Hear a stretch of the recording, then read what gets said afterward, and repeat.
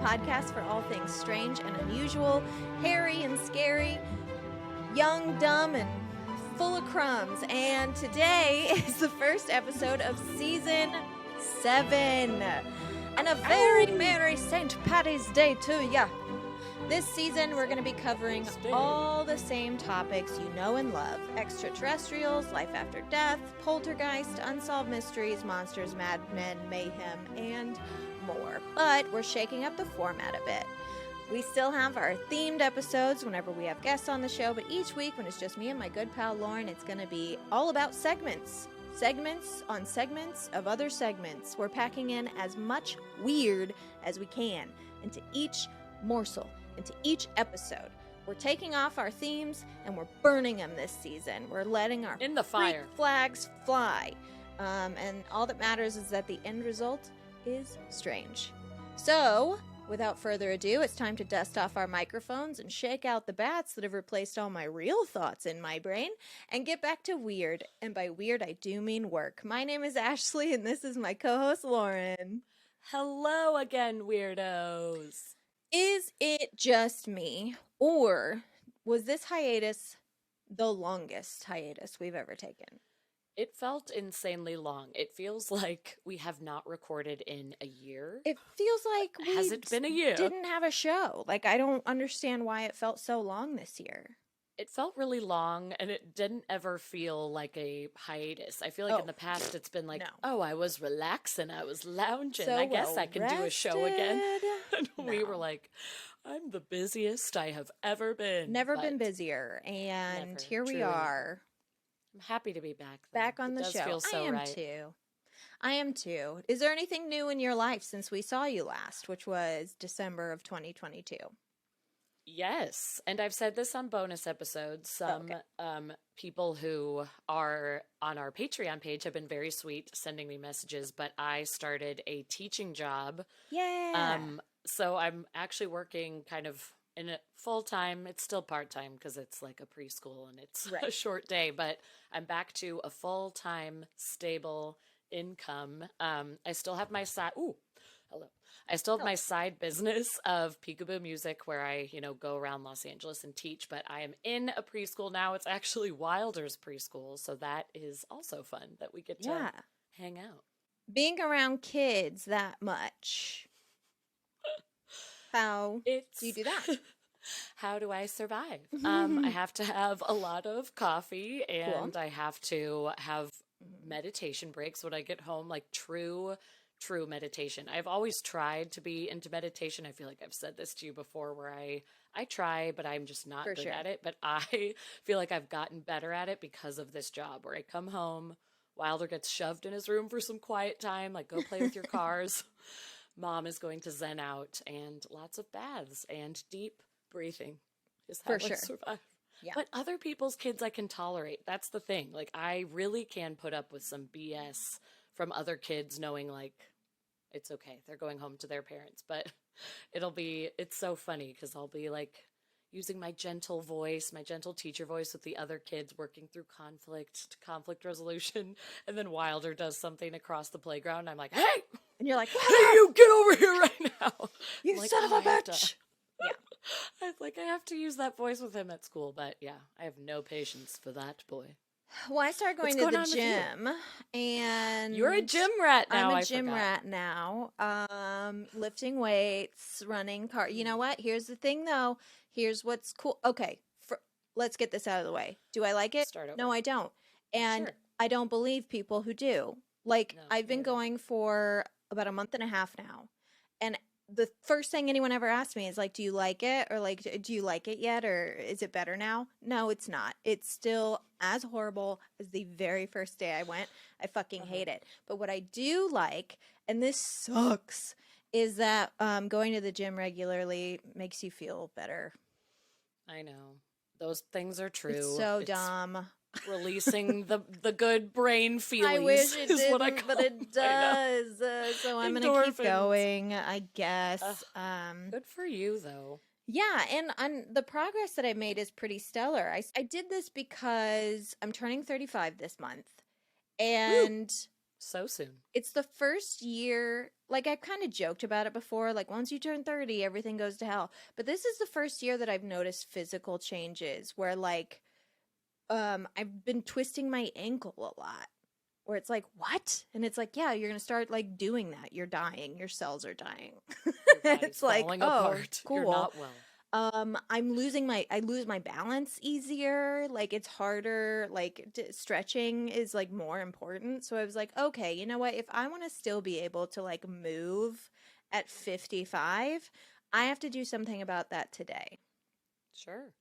That's really smart. That's so responsible of you, honestly. So You're so responsible. mature. I am. I'm So so mature and responsible. I'm so brave. sophisticated. I also, listen to this. Oh, yeah. Oh, we love it. Guess what? That's Diet a fucking Coke. Diet Coke, bitch. Diet Coke, y'all. I've I love that for you. I've joined the cult. Yeah, are you like addicted? Honestly, no shame. No, I have like one a day weekdays. And it's because coffee was like getting, I don't know, it was like giving me heartburn and stuff, but I still like the caffeine. So, whatever. Totally. Here we are. I know I have to have caffeine, but I agree. I feel like coffee has been giving me more heartburn than usual too. And I just have that general feeling that I'm falling apart. So We are.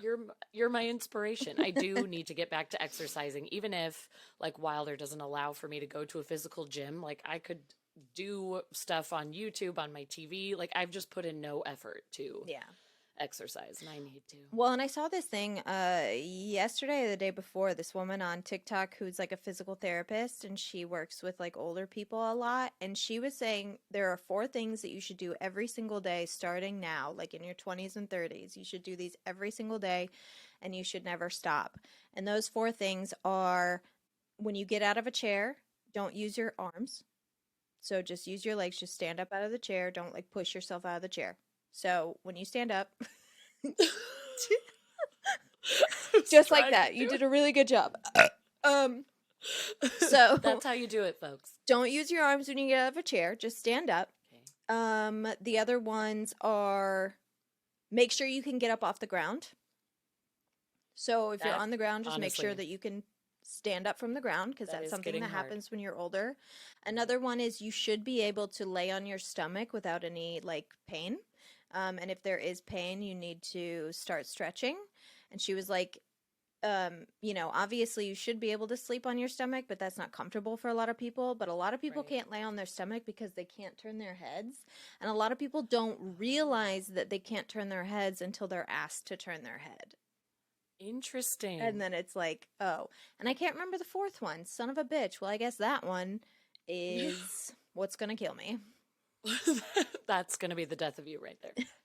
I learned this 24 hours ago and I've already forgotten it. Hi guys, welcome to season 7 of Keep It Weird. We hope your bodies are doing great. One major upgrade this season is that we get to hear your voices. That's right, we're taking call-ins, and maybe sometime we'll do like a live call-in type thing. But what you're gonna get to do this year is call the number on your screen, 626-686-1821, and leave us a message. The message can be a segment idea, a story you want covered, a question you want answered, a scary story that I can add sound effects and like music to.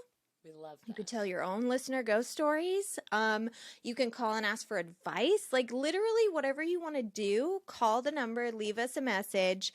Again, 626-686-1821. Leave us a message and you might actually hear that message on a future episode of Keep It Weird. So I think how exciting. That's cool. I think that is so cool. I can't wait to hear all of your voices. Like we get to write back and forth with you on social media, but to have a voice message from you will be fabulous. It's going to be wonderful. And speaking of segments, so we're just going to get right into it. Like I said, our show's going to be full of segments. We're freshening up the show. We want to bring you into our brains a little bit. And make sure you comment below if you're watching on YouTube. If you're not, call in, leave us a comment on Instagram or DM us. Tell us what segments you want to hear more of, so we know that you like them and we'll have them in future episodes. So, have some favorites. let's get started with our first segment. What if God was one of us? What if God was one of us? I was ready. I know, you were so ready. Ready to be Our taken first to church. segment, What If God Was One of Us? It's going to be our theological segment. Oh, okay, I love it. Will probably end up being one of our more controversial segments, so it's very brave of Sure. me to bring this to the first episode of I the admire season. your courage. But it's very So topical. It's extremely topical with some horrible shit that's going on in the world. So I feel like it's important, and I'm going to say it. When I say theological too, I mean it can be anything. They could be questions we have for each other, stories about religion, theories about God. We talk about our spirituality a lot on the show, and like, you know, the problems we have with our own spirituality, with like other people's spirituality. So I figured like this is a good thing to have like a segment for, because we bring it on the Right. show quite a bit. We do. We tend to do that. This week, I was thinking, if God reincarnated on Earth with us today, the biblical God, the Mm-hmm. bearded heaven, send you to hell God, Man of the clouds. Okay. what would she not be surprised to see? Because here's the thing, like, your everyday Christian thinks of God as like Santa Claus. She sees you when you're sleeping. She knows when you're awake. She's aware of every thought in your head. But it's way more likely, if the biblical God exists, that he created us, taught us how to live a godly life, and then goes off and does other stuff, creates other worlds, etc., etc. And then comes back to check in on us every once in a while. See what we're doing, see what we're struggling with, teach us and remind us of our spiritual selves and where we come from, right? Jesus did it. Before him, Horus did it. Quetzalcoatl did it. It's happened before. It would happen. It would make sense that it would happen again. So I have a little history lesson today. It's very cool. If God was here today, what would she not be surprised to see?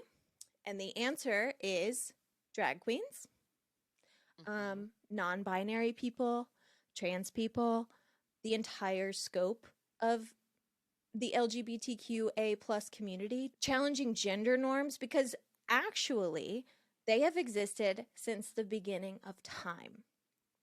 So, Let's talk about it. non-binary people were present in Mesopotamia, ancient Mesopotamia, which is the earliest civilization that we know of. They had records of people who were neither male nor female. And not only that, but their gods created these people for specific reasons. It wasn't a mistake. It wasn't like, oops, like why'd that one turn out that way? Like, these were people that were created that way for a reason. Ancient Egypt described 3 different genders, male, female, and Sekhet. The Scythians were ancient nomads from the year 7 BC who actually honored gender nonconforming people. So biological men who lived as women, biological women who lived as men. These people were honored as priests and warriors, wise ones. Amen. We love to see it. Native Americans recognized a myriad of genders, and even classic Judaism had up to 6 genders. And that was in like year fucking 1. Right. The beginning of time. Literally the beginning of time. I had no idea, but that is incredible. I love that. All of these ancient civilizations not only had more than 2 genders, celebrated more than 2 genders, but like those people were not outcast in society. They were actually a part of society. Sometimes they were even honored in society. So the Christian God would not be surprised at all to come here today and see these lovely members of mankind. In fact, it seems to me you're the fucking weird one. Right. You! The ones who banned drag in Tennessee and the ones who refused to use pronouns. You're the fucking weirdo. You're the one that's incorrect. You're the problem, it's you. You're the problem, it's you. And here's the thing. Truly. I don't want anyone coming to me being like, they made it political. It's not political. You're the only one making it political. It's not political to me. It doesn't have to be political. No. They're not just at all. people. It sounds like these people were also created in God's image and are loved Sounds like by it. God, this God that you worship and talk about. I think all of these people are here for a reason. God wanted them here. God would come on down and say, wow, love this drag brunch. Love this drag reading Love in the this library. drag brunch. I'm attending it all. I think God would be stoked and want to party with those people because God created those people. And y'all are the losers. You're losers. I'm just going to say. You're Losers, fucking truly. losers. So that was my What If God Was One of Us segment. Our next segment today is a fan favorite. I'm actually passing it off to Lauren for what I can only assume is a very silly story. We all miss doing This Week in Weird, Yes, our we do. wonderful YouTube show from days past. I slip it into the newsletter, though. I usually have one or two news stories in there. However, I wanted to bring back to the show something oh so silly. As Ashley said, it's Lauren's Derp Corner!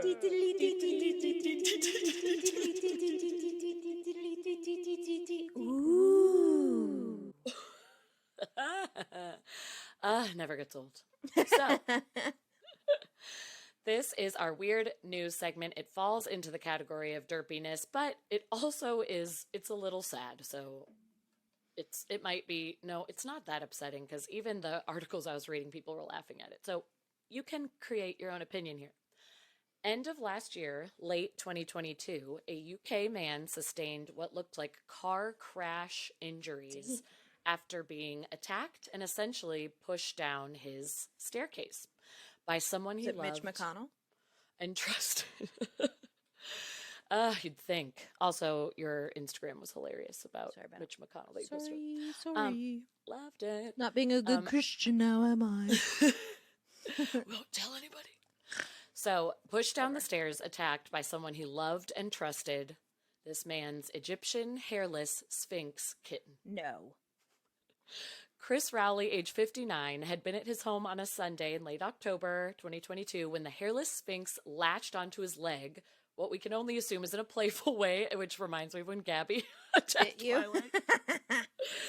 And as he tried to shake free gently just to get the kitten out of the way, and he didn't want to, step on his cat. This is a kitten, brand new kitten. He's trying to shake it free, but then he loses his balance. The cat gets kind of mixed up in his feet, and he tumbles down his entire wooden staircase. Wow. And was left just broken at the bottom. It was 9 broken ribs, a fractured spine, and a crack in his skull, causing a big bleed in the brain. Dude almost died. Horrific. Yeah, he was lying in his own blood. That's why I was like, sorry, it's a little gross and sad, but he does live. But he had to lie in this broken down position for 14 hours because his partner Jackie was working the night shift and didn't return home until the next morning. His phone was dead, so he couldn't call anyone else. Always charge your phone, kids. I know, and it didn't have life alert or anything. You think of those bracelets people wear. He had nothing, so he just had to lie there. I think at one point he tried to kind of shimmy himself, but didn't make it far. And when his partner Jackie finally did get home, she reported saying that she could tell he had shifted because of like the blood and his positioning, but that she just found this broken man and immediately took him to the hospital. Oh, this was another funny part that adds to the derpiness. When she did find him at the bottom of the stairs, the cat was sitting on his chest. Just like... The cat was like, look what I did. Whoops. Oopsies. The cat was like, so here's what happened, okay? While you were gone. While you were away. Or just like, don't fuck with me. I don't know what kind of unlucky attitude this cat. could you be? I mean, the amount of times that I've had a kitten who has made me fall down is uncountable. They just do that. They try and like climb up your legs, and it can like be kind of painful, even though they're being sweet. Your legs can get tangled in them. This guy happened to just be at the top of a staircase. The top of a long staircase, and then the dead phone, and his partner working for 14 the hours. perfect It's storm. like everything. The perfect storm. So she was able to call emergency services for our buddy Chris. He is a professional musician from England. He seems like a sweet old man in the photos you can find online. He was rushed to the hospital where he was kept for 2 weeks while he was healing, and he needed to be kept for monitoring because of the severe head injury. You can't mess around with those. So he was in the hospital for a damn minute. And when he was finally released, it was, even though he, is back home and he's going to be okay. Right. He has such a long recovery journey. So he can't work for the next 6 months. He can't drive a car. Like, so many things were going against him, unfortunately, because of these horrific injuries from a cat. But the good news is that there is some faith in humanity, and a bunch of people, when they heard his story online, set up a GoFundMe. Hell yeah. And are sending him money while he is out of work. And I think, people were trying to provide them meals and just help the family the best they could. And sweet Chris is like, I hold no ill will. It was It's just not like we got rid of the cat. Throw the cat in the dumpster. No, he's like, I still love my cat, and he's going to stay. He was just a silly kitten as he sits there with his neck brace at home. So sweet, sweet man. The cat is absolutely fine as well, if anyone was concerned. Good. And as Ashley said the last little bit about she has tripped over her own cats. I'm sure we've all tripped over our pets. They get tangled up in our legs. They sure do. Think they're being playful. Giant dogs don't know their own strength and jump on top of you thinking it's going to be a little wrestling match. But I looked it up. In the U.S., at least, there are 90,000 injuries per year from tripping over pets. Wow. I didn't think it was going to be that high, but it makes sense, but still. Well, and a lot of the times you trip over your pet because you overcorrect because you don't want to step on your cat. So you whoa, right. And then you end up tripping. Whereas if you just kept walking, you would have been fine. You would have been just fine. They would have moved. They would have survived. Yeah, Gabby, yeah. I always think of that. Gabby was like a Buddhist in the sense that she never hurt a fly, she wouldn't even kill a bug, she was all peace, no violence, no pain, except unless your name was Lauren Ogle, because she bit the shit out of you. She did. I had that injury. Thank God it was you. No offense, but thank God it was you and not someone I barely knew, a guest who came on the show or something, and then was like, "I'm going to sue you." It would have been be like, it would have been so awkward. No, please don't. Then it was just a friend. It was just me. And what was upsetting was I thought Gabby was my girl. I thought we were pals for life. It came out of nowhere, but we both think she was protecting Pen. She thought because the thing is I think you were Gabby's girl, but Penny was more of Gabby's girl. Which I get. I get it. I can't compare. So, yeah. Those cats will get you. Most of the injuries are actually because of dogs, because they don't know their own strength. But, 90,000 a year. I was just like, damn. So I have a new segment for the show. Lauren, I need you to do me a favor. You're actually going to introduce this segment, but I need you to follow my directions. I just sent you an email, so go to your Gmail, open that bad boy up, and read it out loud without reading it first, please. Just read it out loud like you were asked to read aloud in class. Hello, my name is Lauren, and I'm an Australian news anchor with an Australian accent, and this is Australian news. Australian news! This is Australian news! I knew you'd nail it. The Barbie. Oh, the accent that has haunted me since this podcast began. Yeah. That still was incorrect. It was going British, I think. Honestly, you did so much better than I thought you would. I thought we'd have to start the whole sentence over, but you really you adapted. I appreciate how quick you were. And I'm going to be honest. I created this segment solely to hear Lauren's Australian dialect, and I'm not ashamed of it. Australia, mate. But I actually do have some compelling Australian news. So, do tell. There is a special group of police officers in Queensland, Australia, who are known as super recognizers. These are people in the top 1% of the population who are born with the ability to recognize and remember a face forever. Whoa.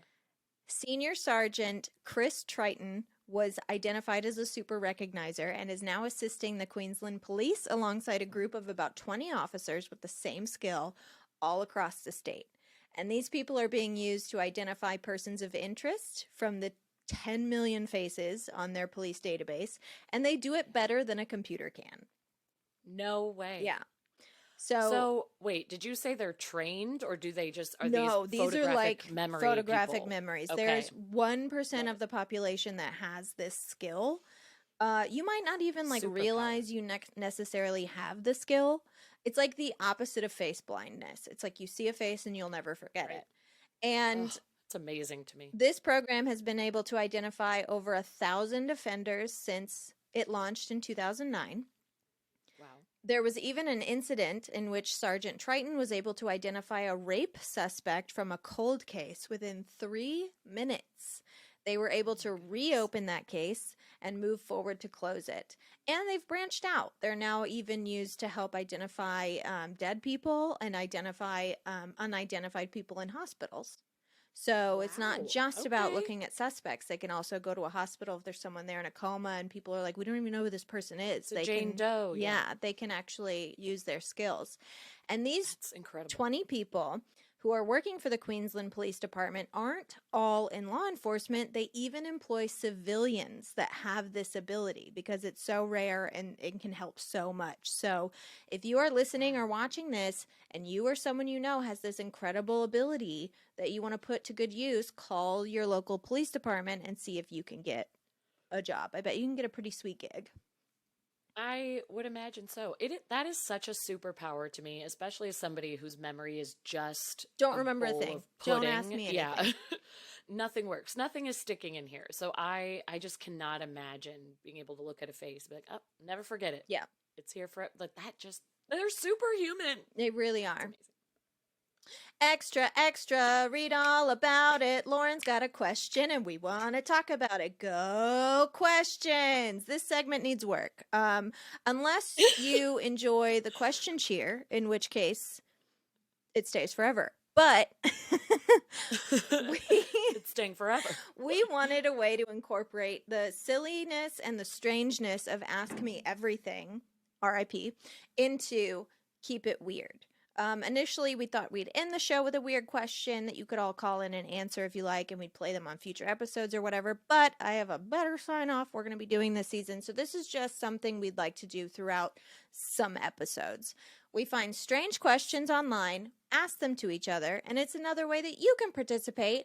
If you want to call in and give us your answer, if it's good enough, wink, we may play it on a future Ask Me Everything over on our Patreon or even on the main show. So, blah, blah, blah, blah, blah. Lauren, what is your weird question?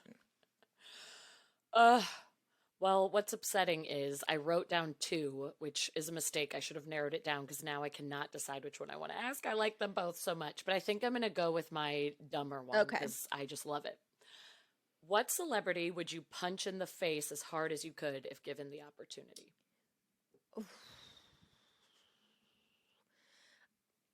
I had one pop in my head right away, and then I was like, don't be mean. Well, now I really want to know who. Well, now I'm like, well, is it mean? Because it is the person I would punch in the face. Hold on, I can't even think of her fucking name. She was on Community. Oh! And was she also on the show Love? Yeah, and she was in Girls. Yeah. Yep. Oh, gosh. And her I can't name remember her name is either. Jillian Jacobs. I'd punch her right in her smug face. There's That is just such a good something one. about her. I'm sorry. And I'm usually not this person. I'm usually not the person that's like, something about that person just, I don't like them. But she is stuck in my craw. And it's so funny because I'll be like so excited to watch a movie or a show. And I'll be like, yeah. And then like the opening credits will have her name. And Joe will just be like, uh-oh. I'm like, I know. I'm automatically going to like it less because I just want to hit her. Well, clearly you're not alone. And now I'll be curious if any of our listeners write in and are like, I totally agree with you because all you had to say was Community. And I didn't even skip a beat. I was like, yep, that main girl who's You were also like, on the show yeah, I Love. know Because it's not Allison Brie. It's literally That angel. She's perfect. Yeah. No other female on that show annoys me the way Jillian does. So I'm totally with you on that one. And I actually have a similar one, and I feel bad about. She's like won Academy Awards, and she was in one of my favorite childhood movies. Okay. But as she's gotten older, I just want to smack the shit out of her. Sweet but not sweet to me, Anne Hathaway. I Anne, can't with her. Anne. She, Anne? I used to love her. I will say she's just gotten punchable as time Yeah, has for gone on. sure. She's definitely gotten more punchable, at least. Joe and I had this conversation recently, actually. And I don't remember what spawned it. I don't remember if we were watching something or we heard a story about a celebrity. I think we were probably watching a podcast on YouTube or something. We heard someone tell a celebrity story that was like, whoa, wasn't that weird? The reality of it is, and we worked in film and TV, and I've met a handful of celebrities from living in LA. The reality of it is, most celebrities are fucking weird. If you have one, you're either one in the industry, you're in the bubble. So you've grown up in that area, it makes you weird. Sorry. Right.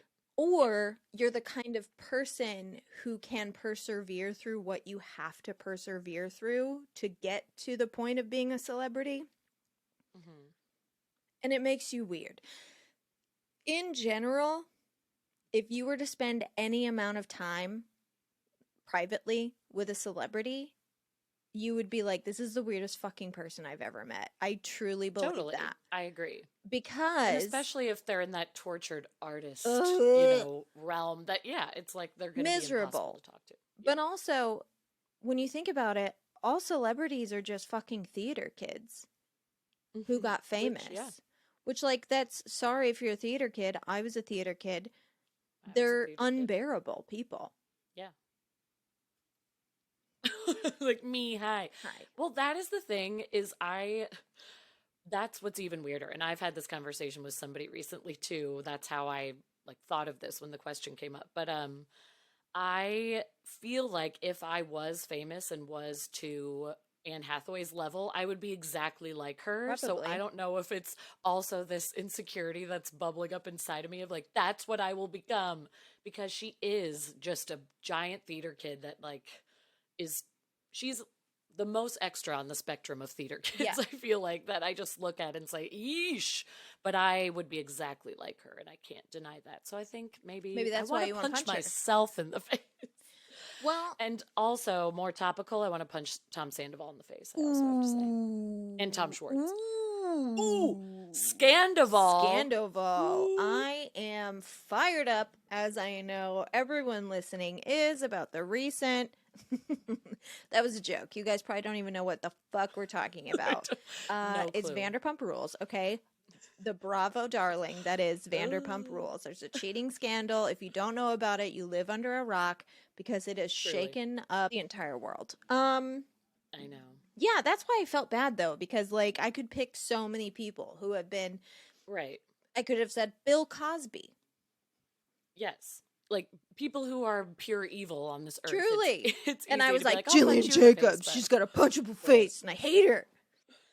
But that's why I like this question, because I want people to answer kind of with this under the radar, unexpected person. Because it'd be easy for a lot of people to say, "I'm going to punch Donald Trump in the face, Mitch McConnell." I like hearing that. Jillian Jacobs. Who's your personal or Gillian? Yeah, who's your personal I would punch them in the face celeb?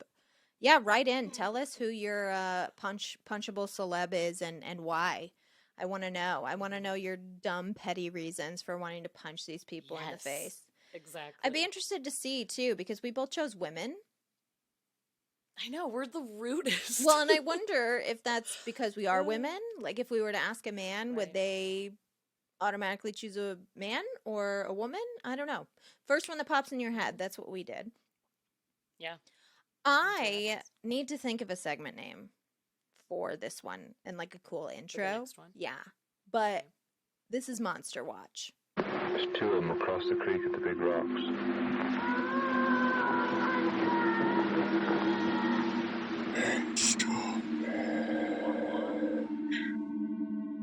Maybe a siren. Monster Watch. Wow. Or a creepy face. Is Monster Watch. It could be a little of both. Yeah. Something like that. I don't know. When you listen to this, you're going to be like, wow, I can't believe she thought of something so brilliant. But for now, I have nothing. So, something I think is really cool. We're on year 7 of this show. There are definitely some points where I'm like, Lauren, we've done it all. We've shared all the weird things. How do we do this? How do we keep going? And then you research a story and you're like, how the fuck have I not heard this story before? Like, who wronged me? Who kept this information from me? And also, how dare you, while we're on the subject. So I was talking to this old man at a gas station because that's my life now. And he had noticed something about me. I think I had like a hat on that had an alien on it. And I obviously looked a little different than most people who come into that gas station. And he asked me what I did. And honestly, most of the time when I encounter these situations, I just tell people my day job because I don't want to get into it. I have places to be. Right.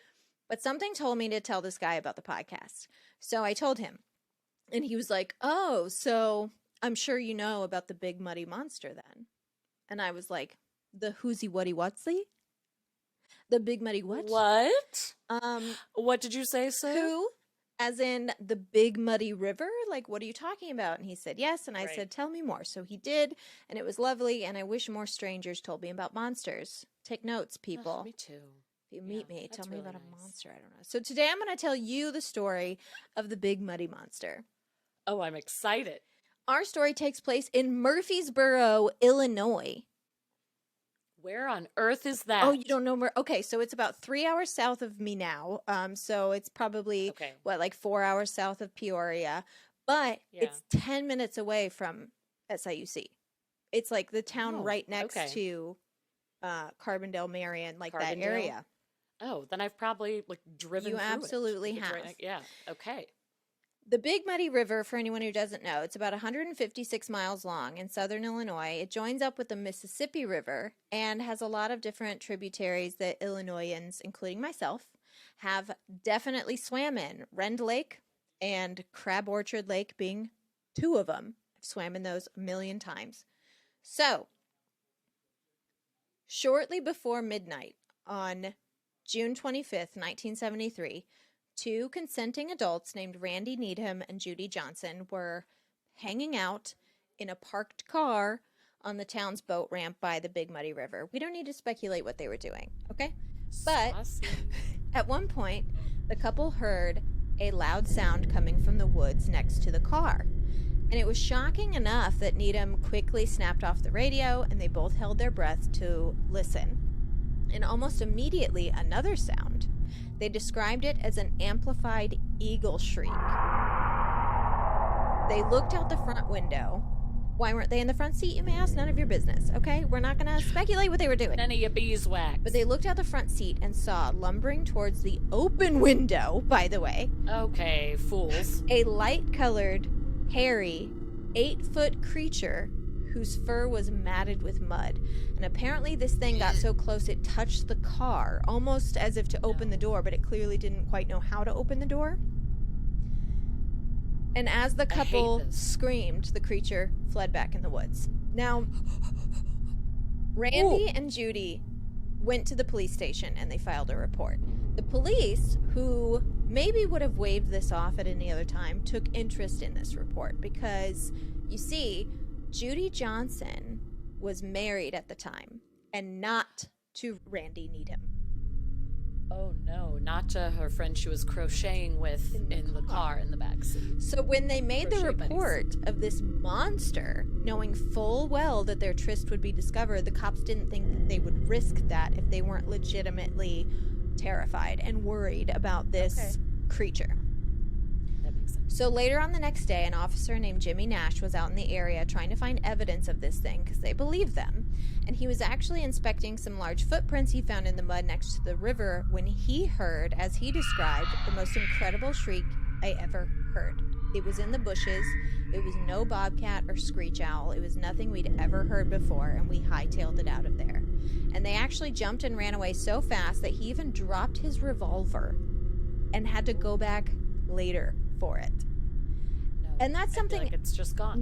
Yeah, no. Sorry, I lost my gun. That's something else about these Murphysboro, like Southern Illinois cops. These guys were all raised in these towns. They know the flora and fauna of the area. They've spent time in the woods. They've spent time in the river. So when one of them says that a scary sound they've never heard before made them run away terrified, I believe them. Yeah, absolutely. More officers were dispatched to the area, and they searched the riverbank for hours. They were following a strange splashing sound, like something was walking through knee-deep water, but they did not find anything.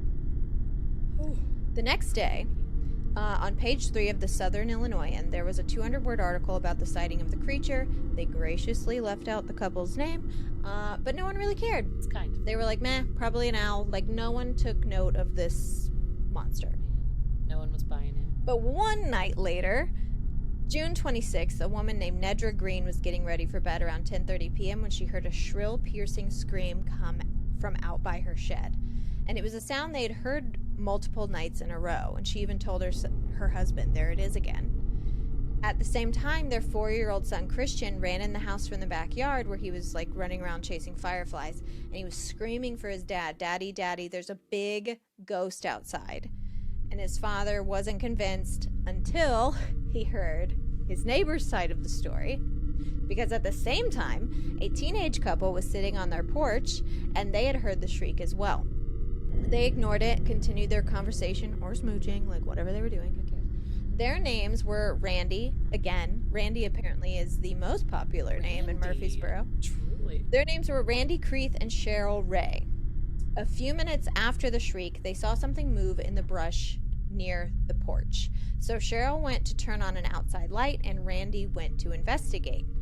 The moment the porch light came on, it stepped out from the bushes. An 8-foot-tall creature resembling a gorilla that had long, shaggy, white, matted, dirty hair and smelled horrific. So the couple stared at the creature as it stared back, only 15 feet apart from one another. And it was only 30 to 40 seconds, but they said it felt like an eternity before the creature turned and crashed off through the bush and through the river, towards the river.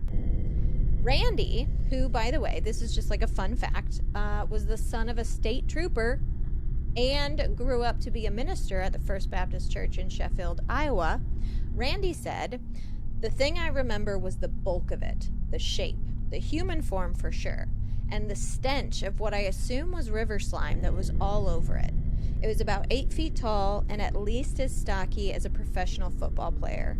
We were within 15 feet of it, close enough to see the body, the texture of the fur, and hairy, like an English sheepdog.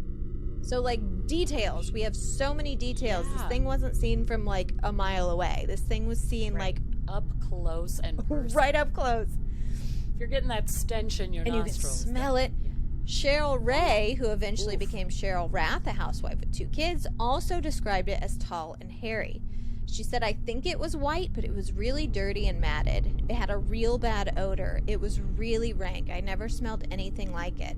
It seemed like an eternity we stood there. And then it just turned around and walked off into the woods, and we could hear it trampling through the woods as it got further away from us. Both Cheryl and Randy added an interesting piece of information on this creature that's common in Bigfoot sightings. They said that at one point the creature's eyes reflected a street light and that they glowed red, as opposed to, you know, a cat or something that would glow white or yellow. Right. Yeah. I can't imagine just seeing red eyes looking back at you. Oh, I would not. I'd get trampled and die. I won't survive moments. No, I'm glad this has not happened to me. Poor Jimmy Nash. Here he comes again. Jimmy Nash. He's got his revolver back. He's just got over the fright of looking for this thing, and he has to show up. He had to answer this call, too. So Jimmy Nash, along with Officer Manwaring, were dispatched to the scene, where they took note of a powerful odor in the area as they were taking the teenager's statements. So they smelled whatever had been there before. They also found a cluster of large footprints where the kids pointed out the creature had been. Chief Toby Berger immediately dispatched the rest of the men to the scene, all 14 of Murphysboro's officers at the time, and even sent for an officer and a trained dog handler from the Carbondale Police Department, a man named Jerry Nellis, who, along with his German Shepherd Reb, had assisted the Murphysboro police in the past on different search and rescue teams. The dog actually did pick up a scent and led them to a trail of strange blackish slime that led to the river. No. The dog ended up leading them through the woods. They did find more of the black slimy stuff, and it ended up leading them straight to an abandoned barn on the property of a family named Buller. But once Reb got to the door of the barn, he did something he had never done before. He began trembling and yelping with fear. Nellis even tried to grab Reb by the scruff of his neck and push him through the door, but Reb dropped to his belly and scampered backwards, whimpering. The officers, including the chief, were legitimately so scared they called in for more support. They radioed for help to neighboring police departments, but by the time they all showed up and everyone went into the barn, they didn't find anything, just a really bad smell and the back door to the barn wide open. I don't know why anyone didn't think to surround the barn, but here we are. Right? There's so many of you. Back up on There's back up on back. 14 of you. Like, some of you can go to the other side. Circle round. The search was called off. Everyone went home. But over the next few weeks, nerves were on edge. Chief Berger actually said at one point he was worried less about this creature and more about someone in town getting gun happy and accidentally shooting a fellow Murphysboro resident, especially since posses of good old boys were getting together armed and walking around the edges of the woods. Like, that's a recipe for disaster. Someone's gonna die. Absolutely. The next reported encounter, this one's my favorite. I don't know why. It seems like a movie, I think. The next reported encounter took place about 10 days later after a traveling carnival set up camp in Riverside Park. Since they were passing through, none of them had heard the reports of the weird creature or knew about the posses of men with guns. Nothing like that.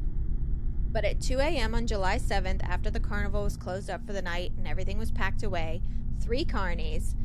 Is it offensive to say carny? As it was coming out of your mouth, I had that same thought. I don't think so. They work at a carnival. Carny, right? They work at a carnival. Okay. Yeah, we're not saying trash basket. We're saying carny. I think carny's okay. Okay, cool. But, well, hey, somebody let us know. Yeah, if it's offensive, let me know, and I won't call them that anymore. I'll call them trash baskets. So, 3. Sorry about it. Diet Coke. 3 carnies named Otis Norris, Ray Adkerson, and Wesley Lavender were sitting... Wesley Lavender? Wesley Lavender, excuse me. Breathe. They were sitting beyond one of the carnival trucks shooting the shit when they heard the carnival ponies start whinnying. These were the ponies that, like, walked in a circle that, like, little kids could ride. Right. Super docile, didn't really make a peep on their off hours, and they were starting to get audibly upset about something. So these 3 guys jumped up to go check it out, thinking some, like, mangy dog or coyote or something was nipping at them. When they got to the ponies, they said that the ponies' eyes were rolling in terror. They were furiously tugging at their ropes, trying to get free. And at that moment, they noticed something crouched down and watching these ponies. And it stood up. And these guys claimed they saw an 8-foot creature that had to be close to 400 pounds.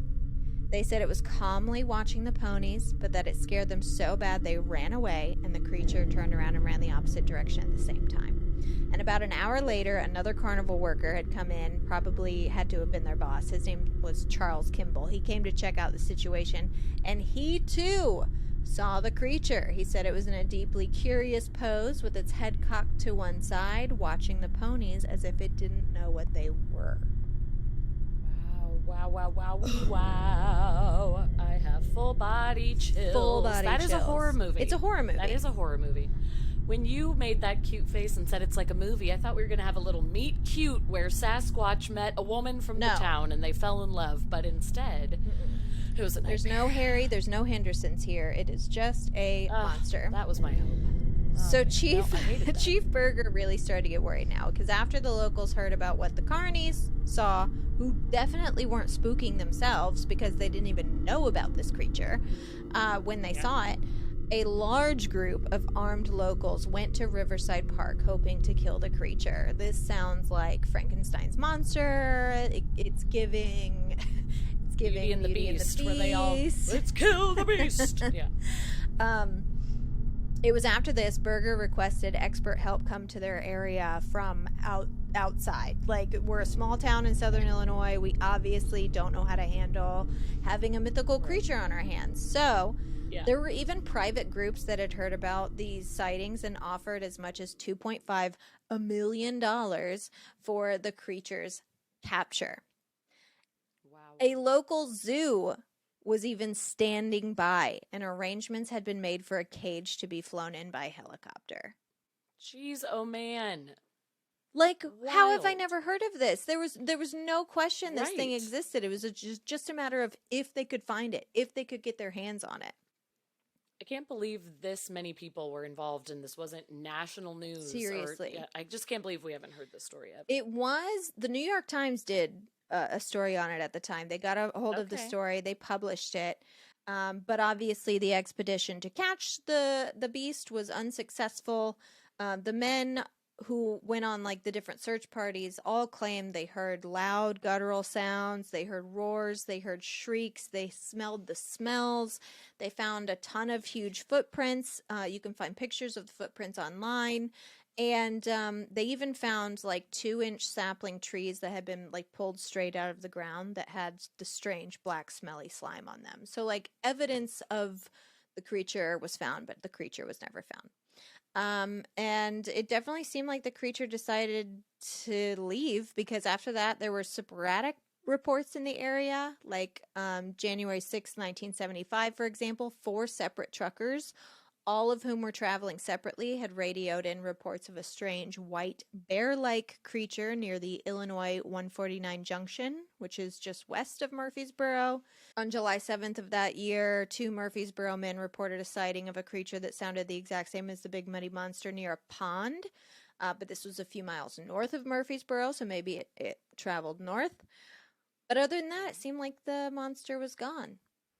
And just kind of went on its merry way. Yeah. And that was it. To quote Chief Berger on this one, he said, "A lot of things in life are unexplained, and this is just another one. We don't know what the creature is, but we do believe what these people saw was real." Dang. That is wild. One of my all-time favorite parts of this story, actually, is you can look through the case file itself on the town of Murphysboro's website. You just go to murphysboro.com. Murphysboro is Murphy, M-U-R-P-H-Y, Sboro, S-B-O-R-O.com. Spur. If you hover your mouse over How Do I at the top and then go to Find and then click on Big Muddy Monster, from there you're going to find a link to a case file. And it's it's like 50 pages long. There's digital scans of police reports from 1974, letters that came in from people all over the world expressing interest, including the director of Isotech Research Institute from Jamestown, New York. There are artist sketches made from the description of eyewitnesses, and even photos taken by the Murphysboro Police Department. That is so cool. Wild. Now I know what my evening activity will be. Something was Looking there. through The that police Big report. Muddy Monster is real. We Yeah. just don't know what. Exactly what it It is. is, yeah. Yeah. With that Today, many people witnessing it. That's Yeah. wild. Today, if you visit Murphysboro, be sure to check out a new town mural. It was painted in 2021. The mural features Big Muddy himself. They even have a Big Muddy Brew Fest, in which the Big Muddy Monster always makes an appearance, where all the proceeds go into funding town-wide projects like dog parks and splash pads and fixing up storefronts. And I'm thinking the next time I visit Southern Illinois, I might have to go on a squatching adventure. Yes. I will. I mean, you can go very easily, so you should go on your own. But if I can attend, I would Listen. love to go. I want to find Big Muddy. I gotta find him. He's out there. I want to see him. I mean, Yeah, it's he's gotta be around. 1974. Maybe He's he probably just- dead by now, but But what if there were kin? We Kin! can find the children. ugh, Where them kin? that actually made me think Big of. Do Muddy. you remember that really terrifying Bigfoot movie we watched that one time? Yes, I think about was it that all called? the time. It scared me so much. I don't know. It was like documentary style. right? Yeah, Bobcat Goldthwait found actually footage. directed it, which is funny. But anyways, that's all the time we have this week for Keep It Weird. Thank you so much for listening to our show. Make sure you follow us on social media at Keep It Weirdcast. Subscribe to our channel and like this video to help more weirdos like you out in the world find us. Check out our Patreon at www.patreon.com/keepitweirdpodcast to donate to our show and keep us going. And in return, you'll get access to over 100 bonus episodes, videos, and bloopers. You'll also get discounts on merch and a newsletter that comes out the last day of every month. Okay, it's time for our new closer. What is that? Is that bees? Bzzz. We're going to insert like bee buzzing sounds here because this is a segment called Hive Mind.